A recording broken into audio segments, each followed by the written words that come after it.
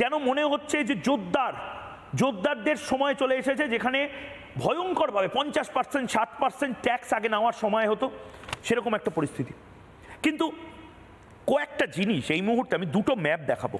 আমি প্রথম যে ম্যাপটা, সেই ম্যাপটা দেখাতে চাই, যেটা আমি বলছিলাম যে কিছু কিছু সুবিধা দেওয়া বন্ধ হয়ে গেছে। ভারত সেই সুবিধাগুলো আর দেবে না। মানে ভারতকে গালাগালি দেবে, ভারতের 7 সিস্টার নেওয়ার কথা বলবে, আর ঠিক 7 সিস্টার মানে 7টা রাজ্যতেই ঠিক ওপার থেকে, মানে দেয়ালের এপার আর ওপার হচ্ছে ভারত আর বাংলাদেশ, জাস্ট ওপার থেকে লরি করে সমস্ত জিনিসপত্র এনে ভারতের বাজারে বিক্রি করবে, তারপরে নোট গুনতে গুনতে ঢাকায় চলে যাবে। এটা হতে পারে না।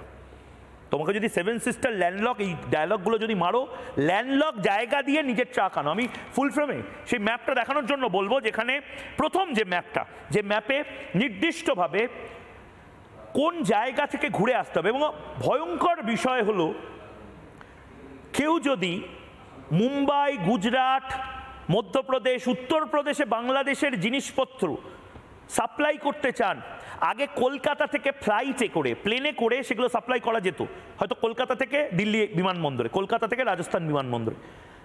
এখন শ্রীলঙ্কা ঘুরে জিনিসপত্র আনতে হবে, কারণ ভারত সরকার বলে দিয়েছে জামা কাপড়ের ক্ষেত্রে দুটো বন্দর ছাড়া, জলবন্দর ছাড়া কোথাও এটা হবে না। এটা একটা ম্যাপ।